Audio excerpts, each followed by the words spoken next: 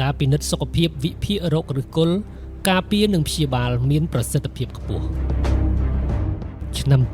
2025បានឈានដល់ទីបញ្ចប់ហើយសម្រាប់ភាពជោគជ័យនិងសម្រាប់សុខភាពឆ្នាំ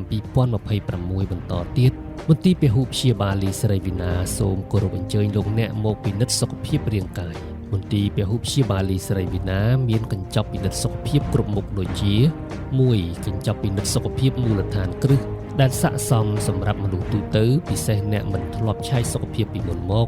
ឬអ្នកចង់ចាប់ផ្ដើមថែទាំសុខភាពរបស់ខ្លួនកញ្ចប់នេះមានពិនិត្យជាតិខ្លាញ់គ្រប់ប្រភេទក្នុងសរសៃឈាមពិនិត្យមុខងារធ្វើការរបស់ថ្លើមពិនិត្យរាងកាយទាំងមូលពិនិត្យមុខងារធ្វើការរបស់តម្រងនោមពិនិត្យជាតិរ៉ែពិនិត្យរោគជំងឺទឹកនោមផ្អែមនិងការប្រឈមពិនិត្យវិភាគលោហិតវិទ្យាពិនិត្យរោគការរលាកពិនិត្យអេកូពោះនិងល្អាងត្រគាកវិភាគទឹកនោមពិនិត្យរោគមេរោគក្រពះ H. pylori ពិនិត្យរោគមេរោគក្នុងលាមកសិក្សាចង្វាក់បេះដូងនិងកញ្ចប់បន្ថែមក្នុងករណីចាំបាច់ 2. មានកញ្ចប់ពិនិត្យសុខភាពសម្រាប់អ្នកអាយុ50ឆ្នាំឡើងទៅឬអ្នកកំពុងខ្សោយសុខភាពខ្លាំងឬមានឈឺរ៉ាំរ៉ៃឬមានសមាជិកគ្រួសារឈឺច្រើនមុខ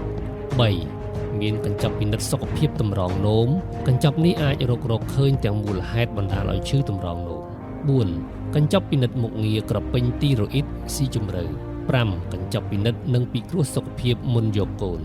6. កញ្ចប់ពិនិត្យសុខភាពកុមារ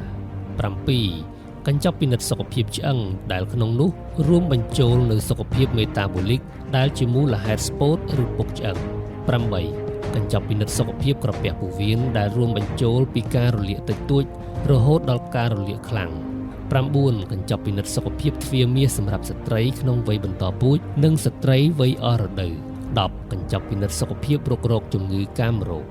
11. កញ្ចប់ពិនិត្យរោគមហារីកក្នុងក្បាល